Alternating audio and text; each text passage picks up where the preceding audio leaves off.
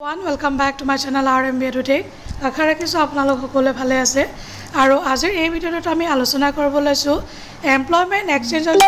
Registration আছিলে আৰু সেই ডেটটো এক্সটেন্ড কৰি দিয়া হৈছে 15 আগষ্ট 2024 লাষ্ট ডেট আছিল কিন্তু ইয়াতে আপোনালোকে সব চিফ মিনিষ্টাৰ অফ আসাম তেখেতে এটা পোষ্ট দিছিল candidates registered with Assam Employment Exchange before 2nd Jan 2024 are advised to re-register on the Seva Setu portal. The last date has been extended to 31st December 2024. Re-registration can be quickly completed using Aadhaar card. যিসকলে Aadhaar card আছে তেওঁলোকৰ অতি সোনকালে হৈ যায় আৰু যাৰ Aadhaar card নাই তেওঁলোকে দুটা অপচনে দিছে কিন্তু আপোনালোকে চিন্তা কৰি থাকিব নালাগে কাৰণ সাইটটো অকমান গণ্ডগোল হৈ আছিল পটকে OTP নাহে বা কিবা কিবি ইস্যু হৈ আছিল বহুত ব্যক্তিয়ে একাৰণে কমপ্লিট কৰিব পৰা নাছিল প্ৰসেসটো তো এতিয়া তেওঁলোকে ডেটটো এক্সটেন্ড কৰি দিছে 31st December 2024 এতিয়া আপোনালোকে একদম আৰামছে ৰাহে ধৰে কৰিব পাৰিব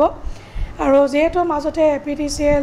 আসাম ডাইৰেক্ট ৰিক্ৰুটমেন্টৰ এক্সামিনেশ্যন আহি গৈছিল হেতু কাৰণে বহুত ব্যক্তিয়ে মানে সোনকালে কৰি ললে কিন্তু যিসকলে কৰা নাই এতিয়া সময় আছে আৰু ইয়াত আপোনালোকে দেখিছে candidates registered before 2nd Jan 2024 in employment exchanges of Assam are requested for re-registration through Seva Setu portal as soon as possible. For the convenience of these candidates, the re-registration service on Seva Setu portal has been extended up to 31st December 2024. যদি ভিডিওটো আপোনালোকে informative বুলি ভাবিছে আৰু ভাল লাগিছে নিশ্চয় এটা লাইক কৰি দিব শ্বেয়াৰ কৰিব নাপাহৰিব লগতে মোৰ চেনেলটো সাবস্ক্ৰাইব কৰিব নাপাহৰিব তো আজিলৈ আহো thank you so much bye bye take care Jai Hind